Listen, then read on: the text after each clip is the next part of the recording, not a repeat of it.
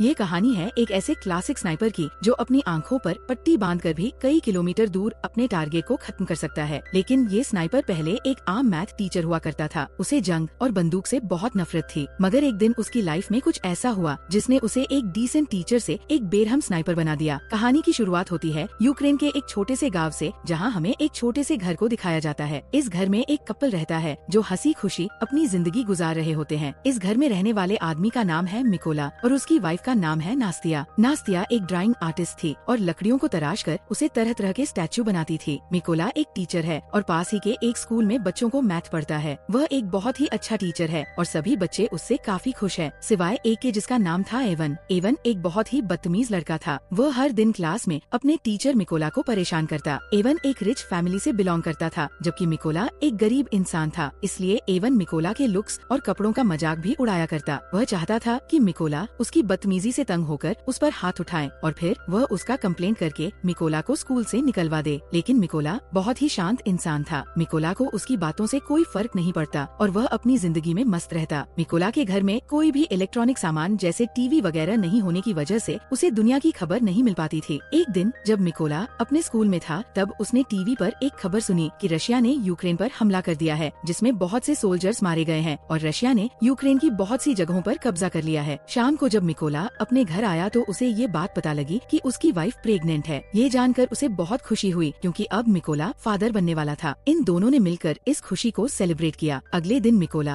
अपनी वाइफ को बाय बोलकर स्कूल की तरफ बच्चों को पढ़ाने के लिए अपनी साइकिल पर निकल पड़ा। लेकिन जब वो रास्ते में था तब उसने दो सोल्जर्स को देखा जो सिगरेट जलाकर एक अलग सी वर्दी पहनकर खड़े थे। वो वर्दी किसी यूक्रेनियन सोल्जर्स की बिल्कुल भी नहीं थी, जिससे देखकर उसे कुछ अजीब लगा। लेकिन मिकोला ने सोचा कि शायद सरकार ने सोल्जर्स की वर्दी को चेंज कर दी हो, इसीलिए मिकोला ने उस पर ज्यादा ध्यान नहीं दिया और जल्दी से अपने स्कूल पहुंचा। लेकिन जब वो स्कूल के अंदर आया तो उसने देखा कि पूरा का पूरा स्कूल खाली पड़ा है। कोई एक बच्चा भी स्कूल में नहीं आया। ये देखकर उसे गड़बड़ महसूस हुई। तभी उसने टीवी पर न्यूज़ देखा जिसमें बताया जा रहा था कि रशिया के सोल्जर्स यूक्रेन पर कब्जा करने के लिए यूक्रेन में घुस चुके हैं। और अब उसे एहसास हुआ कि उसने रास्ते में जो सोल्जर्स देखे थे वो असल में रशिया के थे। ये सोचकर उसे अपनी वाइफ की फिक्र हुई क्योंकि उसकी वाइफ घर पर अकेली थी। वो फौरन अपनी साइकिल पर बैठकर घर की तरफ भागा, लेकिन अब बहुत देर हो चुकी थी। जब मिकोला घर पहुंचा तो उसने देखा कि वे दो सोल्जर्स उसकी वाइफ को बुरी तरह से पीट रहे थे। मिकोला ने अपनी वाइफ को बचाने की कोशिश की, लेकिन उन सिपाहियों ने उसकी भी धुनाई कर दी। थोड़ी देर बाद एक रशियन सोल्जर ने मिकोला के घर की तलाशी ली और जब उसे अंदर कुछ भी काम का नहीं मिला तो उसने गुस्से में आकर मिकोला के घर को आग लगा दी और वहाँ से जाने लगे। अब अपने घर को जलता देख नास्तिया गुस्से से लाल हो गई और एक पत्थर उठाकर उन रशियन सोल्जर्स को मारने लगी। ये देखकर एक सिपाही ने गोली चला दी और नास्तिया की मौके पर ही मौत हो गई। मिकोला अपनी वाइफ को मरता देखकर उसके पैरों तले जमीन खिसक जाती है। वह अपनी वाइफ के पास जाता है और उसे गोद में लेकर फूट फूट कर रोने लगता है। ऐसे ही कुछ घंटे बीतने के बाद दो यूक्रेनियन सोल्जर्स मिकोला के पास आए। मिकोला की वाइफ को मरा हुआ देखकर उन दोनों सोल्जर्स को बहुत अफसोस होता है और मिकोला के कंधे पर हाथ रखकर उसे हिम्मत न हारने को कहते हैं। उसके बाद उन दो सोल्जर्स ने मिकोला की वाइफ के लिए कब्र खोदना शुरू किया और एक कब्र खोदकर मिकोला से कहते हैं कि तुम यहाँ पर अपनी वाइफ को दफना दो। अपनी वाइफ की मौत के बाद मिकोला पूरी तरह से टूट चुका था। अब वह बिल्कुल अकेला रह चुका था। उन रशियन सोल्जर्स ने न सिर्फ उसकी वाइफ को मार डाला बल्कि मिकोला के आने वाले बच्चे और उसके घर को भी जला दिया। इसलिए अब वो बदले की आग में जल रहा था और उसे हर हाल में उस रशियन सोल्जर को मारना था जिसने उसकी बीवी पर गोली चलाई थी। उस सोल्जर से बदला लेने का एक ही रास्ता था कि वह यूक्रेनियन सोल्जर्स में शामिल हो जाए। इसीलिए वो यहीं पर उन दो सोल्जर से रिक्वेस्ट करता है कि प्लीज मुझे भी अपने साथ ले चलो, मैं भी यूक्रेन आर्मी में शामिल होना चाहता हूँ। इसके बाद वे दोनों सोल्जर्स मिकोला की बात मान लेते हैं और उसे गाड़ी में बैठाकर मिलिट्री बेस ले जाते हैं। जाने से पहले मिकोला अपनी वाइफ के हाथों का बनाया हुआ छोटे से स्टैचू को अपने पास रख लेता है जो उसकी वाइफ ने उसकी रक्षा के लिए बनाया था। जब ये लोग मिलिट्री बेस पहुँचते हैं तो वहाँ उनका सीनियर मिकोला को देखकर उन दो सोल्जर्स पर गुस्सा करने लगता है और मिकोला को फौज में भर्ती करने से मना कर देता है क्योंकि उनके सीनियर को मिकोला पर शक होने लगता है कि कहीं मिकोला कोई जासूस ना हो। जब सीनियर ने उन दो सोल्जर से अच्छी तरह मिकोला के बारे में जानकारी हासिल की और मिकोला ने भी उसे पूरी बात बताई कि किस तरह से रशियन सोल्जर्स ने मेरी वाइफ को बेरमी से मार दिया और मेरे घर को जला दिया, इसलिए अब मेरे पास जीने की कोई वजह नहीं है। और उसने उसे सीनियर को यकीन दिलाया कि वह रशियन सोल्जर को मारकर इस देश को आजाद करना चाहता है। ये सुनकर वो सीनियर मिकोला को यूक्रेनियन आर्मी में भर्ती करने के लिए राजी हो जाता है और अगले दिन से ही उसकी ट्रेनिंग शुरू हो गई। अब चूंकि मिकोला एक आम इंसान था इसलिए उसे ट्रेनिंग के दौरान काफी मुश्किल हो रही थी। उसने अपनी पूरी जिंदगी मैथ का सब्जेक्ट पढ़ाया था और और बंदूकों के बारे में उसे कोई भी जानकारी नहीं थी। जब सभी फौजी बंदूकों को असेंबल कर रहे थे तो उनके मुकाबले में मिकोला काफी स्लो था और वह सबसे आखिर में बंदूक को असेंबल करता है। ये देखकर उस ऑफिसर को लगता है कि मिकोला कभी भी एक अच्छा सोल्जर नहीं बन पाएगा, लेकिन उसने भी हार नहीं मानी और अपनी ट्रेनिंग पर फोकस रखा। एक रात ट्रेनिंग के दौरान मिकोला अपने सीनियर से कहता है कि वह उसे उसके नाम से ना बुलाए क्योंकि उसका कोड नेम रेवन है। ये सुनकर सभी उस पर हंसने लगे और सीनियर ने उसे बताया कि कोड नेम इतनी आसानी से नहीं मिलता, उसके लिए सोल्जर को देश के लिए कोई बड़ा कारनामा करना पड़ता है। मिकोला ने इन देखकर उसका सीनियर उससे कहता है कि तुम अभी एक स्नाइपर बनने के लिए तैयार नहीं हो, तुम तो एक गन को असेंबल और डिसेंबल भी अच्छी तरह से नहीं कर पाते, तो स्नाइपर बनना तो दूर की बात है। इस पर मिकोला कहता है कि मैं एक अच्छा स्नाइपर बन सकता हूँ, मुझे खुद को साबित करने के लिए सिर्फ एक मौका चाहिए। ये सुनकर सीनियर मिकोला से कहता है कि ठीक है, ये लो, तुम्हें इस बंदूक को सिर्फ 20 सेकंड के अंदर असेंबल करना होगा। अब खुद को साबित करने के लिए मिकोला अपनी आंखों पर पट्टी बांध लेता है और फटाफट से गन को खोलकर उसे दोबारा से जोड़ देता है और इस काम को करने में उसे सिर्फ 18 सेकंड लगे। मिकोला की फुर्ती को देखकर सभी हैरान रह जाते हैं। जो लोग पहले उस पर हंस रहे थे अब वे मिकोला के लिए तालियां बजाने लगे। तो सीनियर भी मिकोला से इम्प्रेस हुआ और अब उसकी काबिलियत को देखकर उसे भी स्नाइपर ट्रेनिंग में शामिल कर लिया जाता है। ट्रेनिंग के दौरान मिकोला को एक पुराने मॉडल की गन पकड़ा दी जाती है, जबकि बाकी लोगों को नए मॉडर्न वेपन्स दिए जाते हैं। ये देखकर मिकोला भी मॉडर्न वेपन्स की डिमांड करता है, जिस पर वहाँ का सीनियर उसे कहता है कि अगर तुम्हें वह गन चाहिए तो तुम्हें खुद को साबित करना होगा। अब मिकोला के पास कोई और ऑप्शन नहीं था, इसलिए उसे जो मिला वह लेकर वहाँ से निकल गया। ट्रेनिंग के दौरान सीनियर सबको बताता है कि एक स्नाइपर के सामने चाहे कोई भी सिचुएशन क्यों ना आ जाए, लेकिन वह अपनी जगह से एक इंच भी नहीं हिलता और अपने टारगेट पर निशाना बनाकर रखता है। इसकी प्रैक्टिस के लिए सीनियर सभी के पास गोलियां चलाता है और जो भी स्नाइपर अपनी पोजीशन से हिलता है उसे इस ट्रेनिंग से बाहर कर दिया जाता है। लेकिन जब मिकोला की बारी आती है तो वो अपनी जगह से जरा भी नहीं हिलता और अपना निशाना बनाकर रखता है और इस तरह से मिकोला इस ट्रेनिंग में पास हो जाता है। अगली ट्रेनिंग में स्नाइपर को उनका टारगेट सिर्फ एक बार दिखाया जाता है और फिर उनकी आंखों को ब्लैक बोर्ड से ढक दिया जाता है। इस दौरान उन्हें अंदाजा लगाकर अपने टारगेट को शूट करना होता है। बाकी सोल्जर्स में से कुछ सोल्जर इस टेस्ट को पास कर लेते हैं, लेकिन जब मिकोला की बारी आती है तो उसका निशाना थोड़ा सा चूक जाता है और मिकोला इस टेस्ट में फेल हो जाता है क्योंकि उसके पास जो बंदूक थी वो काफी पुरानी थी और उससे बिल्कुल परफेक्ट निशाना लगाना बहुत मुश्किल था। मगर सबको पता था कि अगर मिकोला को नई बंदूक दी जाती तो वो निशाना बिल्कुल परफेक्ट लगा लेता। अगली ट्रेनिंग उन स्नाइपर्स के लिए और मुश्किल थी क्योंकि उन्हें फ्लेयर की रोशनी में अपने टारगेट को शूट करना था और वह भी रात के अंधेरे में। यहाँ सीनियर ने फ्लेयर छोड़ी और सभी ने अपना निशाना लगाया, लेकिन कोई भी टारगेट को हिट नहीं कर सका। बाकी सबने तो गोली चला दी थी। अब यहाँ सिर्फ मिकोला ने गोली नहीं चलाई। वो समझ जाता है कि फ्लेयर की रोशनी में डायरेक्ट निशाना लगाना पॉसिबल नहीं है, इसलिए जब सीनियर ने फ्लेयर छोड़ा था तो उसने गोली चलाने के बजाय फ्लेयर की रोशनी में अपने टारगेट की दूरी का अंदाजा लगाया और अपनी मैथ की नॉलेज को यूज करके एक परफेक्ट शॉट मारा। ये देखकर उसका सीनियर और बाकी सोल्जर्स हैरान रह गए। ये टास्क आज तक किसी ने भी कंप्लीट नहीं किया था, सिर्फ मिकोला ने कर दिखाया। सीनियर मिकोला से काफी इम्प्रेस हुआ और उसे उसका मनचाहा कोड नेम रेन दे दिया। ऐसे ही दिन बीतते गए और मिकोला जी जान से अपनी ट्रेनिंग में लगा रहा और फाइनली वो दिन भी आ गया जब उनकी ट्रेनिंग का रिजल्ट आने वाला था। यहाँ कर्नल ने मिकोला को सलूट किया और उसे बताया कि उसने इस टेस्ट को पास कर लिया है। थोड़े दिनों बाद कर्नल मिकोला के पास आता है और उससे कहता है कि वह अपना सामान पैक कर ले क्योंकि उन्हें एक मिशन पर जाना है। और यहाँ से असली कहानी शुरू हुई। जल्दी मिकोला की टीम इस लोकेशन पर पहुँच गयी और अपना निशाना लगाकर बैठ गयी और अभी ये लोग उन रशियन सैनिकों को मारने ही वाले थे कि तभी उन्हें दूर एक गाड़ी दिखाई दी जो चेक पोस्ट की तरफ बढ़ती जा रही थी, जिसकी वजह से कर्नल सबको शूट न करने के लिए बोलता है। उधर रशियन सैनिकों ने गाड़ी को रोक लिया और अंदर मौजूद लोगों से बाहर आने को कहा। उन्होंने उनके पासपोर्ट्स को चेक किया और पूरी गाड़ी की भी तलाशी ली और जब सब ठीक रहा तो उन सैनिकों ने उन्हें जाने की परमिशन दे दी, लेकिन उनके पासपोर्ट्स को अपने पास रख लिया। ये सब देखकर कर्नल ने अपने सैनिकों को फायर करने का ऑर्डर दिया तो एक ही झटके में सभी स्नाइपर्स अपने अपने टारगेट्स को निपटा देते हैं और इस तरह से उनका पहला मिशन कंप्लीट हुआ। मिशन के बाद जब सभी बेस पर लौटे तो मिकोला ने देखा कि उसके बहुत से साथी बेस पर मौजूद नहीं हैं। वह परेशान हुआ कि आखिर सब कहाँ चले गए। जब उसने पूछा कि मेरे बाकी साथी कहाँ हैं, तो उसे बताया गया कि उसके बाकी साथियों को एक दूसरे मिशन पर भेजा गया है। अगले दिन मिकोला को खबर लगी कि जिस मिशन पर उसके साथी गए थे उस मिशन के दौरान उसके बहुत से साथी मारे गए हैं और उन सभी लोगों को एक रशियन स्नाइपर ने मारा है। उस स्नाइपर का नाम सेरी था और वो रशिया का सबसे बेहतरीन स्नाइपर था। ऐसे ही कुछ दिन बीत गए और मिकोला अपने साथियों के साथ अपने अगले मिशन पर निकल गया। लोकेशन पर पहुंचकर उन्होंने चारों तरफ माइंस बिछा दी और अपनी पोजीशन लेकर बैठ गए। थोड़ी देर बाद रशियन सैनिक वहां पहुंच गए और उन सैनिकों के साथ एवेन भी था। एवेन वही लड़का था जो स्कूल में मिकोला को परेशान किया करता था और अब उसने रशियन आर्मी ज्वाइन कर ली थी। लेकिन जैसे ही कर्नल शूट करने का ऑर्डर ऑर्डर देता है तब मिकोला थोड़ा सा घबरा गया क्योंकि वह अपने स्टूडेंट को नहीं मारना चाहता था। लेकिन फिर मिकोला अपने जज्बात को साइड पर रखकर वहाँ रखे लैंड माइन्स को शूट करता है तो वहाँ एक जोरदार धमाका होता है जिससे एवेन समेत सभी रशियन सोल्जर्स मारे जाते हैं। सब कुछ कंट्रोल होने के बाद कर्नल गुस्से में मिकोला से पूछता है कि जब मैंने शूट करने का ऑर्डर दिया तो तुम क्या सोच रहे थे, जिस पर मिकोला जवाब देता है कि उन रशियन सोल्जर्स में मेरा एक स्टूडेंट भी था, मैं उसे नहीं मारना चाहता था। यहाँ कर्नल ने मिकोला को समझाया कि उसे एवेन की मौत का जरा भी दुख नहीं होना चाहिए क्योंकि यहाँ वह तुम्हारा स्टूडेंट नहीं बल्कि तुम्हारा दुश्मन था और रशियन आर्मी को ज्वाइन करना एवेन का अपना फैसला था, इसलिए तुम्हें उसके लिए बुरा मानने की जरूरत नहीं। मिशन पूरा करके ये सभी अपने बेस कैंप पर लौट आए। कर्नल को मिकोला पर पूरा भरोसा था, वह अपना ज्यादातर वक्त मिकोला के साथ बिताता था। यहाँ कर्नल ने मिकोला को अपनी फैमिली फोटो दिखाई और उससे बताया कि उसकी फैमिली में 3 लोग हैं। उसकी दोनों बेटियां इस बात से अनजान है कि उनके पिता एक सोल्जर हैं। मैंने उन्हें बताया है कि मैं बिजनेस करता हूँ और मेरी वाइफ ने भी आज तक मेरे बारे में बच्चों को नहीं, पर कर्नल ने ऐसा करने से मना कर दिया। अब मिकोला गुस्से से लाल हो रहा था क्योंकि सामने खड़े सोल्जर ने उसकी वाइफ को मारा था और उसने आर्मी को ज्वाइन भी इसलिए किया था ताकि वो अपनी वाइफ का बदला ले सके, इसलिए उसने दोबारा से फायर करने की परमिशन मांगी। पर एक बार फिर कर्नल ने ऐसा करने से मना कर दिया। लेकिन अब मिकोला अपने जज्बात पर काबू नहीं रख पाया और उसने गोली चला दी। गोली लगने से उस सोल्जर की तुरंत मौत हो गई। लेकिन बुरी बात ये थी कि रशियन सोल्जर्स को उनकी लोकेशन का पता चल गया। कर्नल मिकोला से कहता है, ये तुमने क्या कर दिया। लेकिन सबसे बुरी बात ये थी कि रशिया का सबसे खतरनाक स्नाइपर जिसका नाम सिरी था वह भी अपनी पोजीशन लेकर बैठा हुआ था और अब उसे भी उनकी लोकेशन का पता लग गया था। कर्नल भी ये बात जानता था कि सिरी पास ही है, इसलिए वो सिरी की तलाश करने लगा। लेकिन इससे पहले कि वो उसकी लोकेशन को जानता, सिरी ने उसे एक हेडशॉट दे दिया और कर्नल की मौके पर ही मौत हो गई। अब मिकोला को समझ आया कि उसने कितनी बड़ी गलती कर दी है। उसकी गलती की वजह से कर्नल की जान चली गई। मिकोला को पता लगा कि रशियंस को उनकी लोकेशन का पता लग चुका है। उधर रशियन सोल्जर्स ने भी मिकोला के ऊपर जोरदार फायरिंग और बॉम्बार्डी शुरू कर दी। अब बिगड़ते हालात को देखते हुए मिकोला ने पीछे हटने का फैसला किया। उसने कर्नल की बॉडी उठाई और अपनी पोजीशन से पीछे आने लगा और सीधा अपने बेस पर पहुंचा। मिकोला को कर्नल की मौत का काफी अफसोस था और वो खुद को उसका जिम्मेदार ठहरा रहा था। यहाँ उसने कसम खाई कि वो सिरी को जान से मार देगा और कर्नल की मौत का बदला लेगा। जल्दी मिकोला को 2 रशियन स्नाइपर्स की खबर मिली और वो फौरन अपने अगले मिशन पर निकल गया। वो अपनी लोकेशन पर पहुंचा और अपना निशाना लगाकर बैठ गया। जल्द ही उसने स्नाइपर को मार गिराया, पर उस स्नाइपर को मारते दौरान एक दूसरे स्नाइपर ने मिकोला को बाजू पर गोली मार दी थी। लेकिन उसने हार नहीं मानी और जैसे तैसे करके उस दूसरे स्नाइपर को भी मार गिराया। अब चूंकि वो काफी घायल था, इसलिए वो एक सीक्रेट बेस पर चला गया और अपनी बॉडी को थोड़ा आराम देने लगा। इस दौरान उसे आर्मी के मेजर का कॉल आया और उसने मिकोला को बताया कि हमने उस स्नाइपर का पता लगा लिया है जिसने कर्नल को मारा था। उसके बाद मिकोला अपने बेस पर पहुंचा और यहाँ मेजर सभी को स्नाइपर के बारे में बताने लगा। मेजर बताता है कि उस स्नाइपर का नाम सिरी है और वह रशिया का सबसे बेहतरीन स्नाइपर है। उसका निशाना आज तक गलत नहीं लगा। सिरी ने यूक्रेन के 6 सबसे काबिल स्नाइपर्स को मार गिराया है, इसलिए हमें उसे हल्के में नहीं लेना चाहिए। मेजर बताते हैं कि सिरी पहले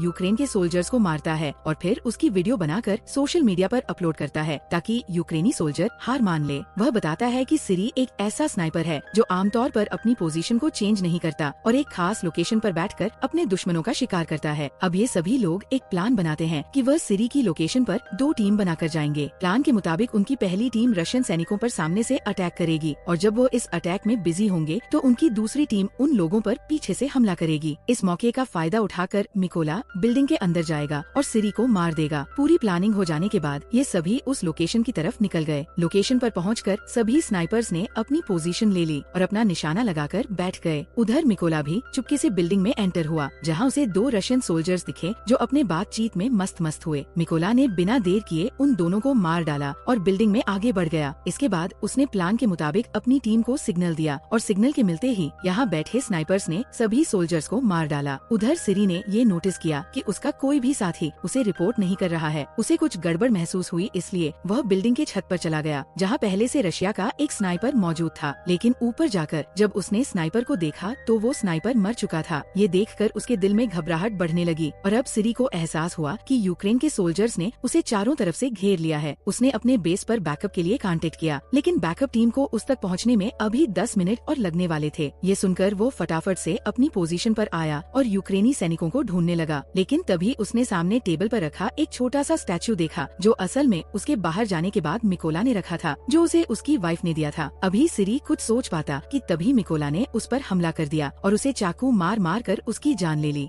लेकिन इस हाथापाई के चलते बिल्डिंग में मौजूद दूसरा स्नाइपर थोड़ा अलर्ट हो गया। लेकिन अभी वो कुछ कर पाता उससे पहले मिकोला ने उसके पास एक ग्रेनेड फेंक दिया और उस धमाके में ये आखिरी स्नाइपर भी मारा गया। थोड़ी देर बाद सिरी की बुलाई बैकअप टीम भी बिल्डिंग तक पहुंच गई, लेकिन वह इस बात से अनजान थे कि सिरी अब मर चुका है। इसलिए जब उन्होंने सिरी को कॉल किया तो कॉल उधर मिकोला ने उठाया और उनसे कहा कि वो सभी मरने वाले हैं, और इतना कहकर उसने ट्रक के ड्राइवर को शूट कर दिया। अब गोली चलते ही रशियन सोल्जर्स में हलचल मच गई और वो सभी ट्रक के बाहर कूद गए, लेकिन वो इस बात से अनजान थे कि यूक्रेनियन स्नाइपर्स उन पर घात लगाकर बैठे हुए थे। यहाँ यूक्रेनी सैनिकों ने जोरदार शूटिंग शुरू कर दी और एक एक रशियन को चुन चुन कर मारा। इस मिशन के थोड़े दिनों बाद निकोला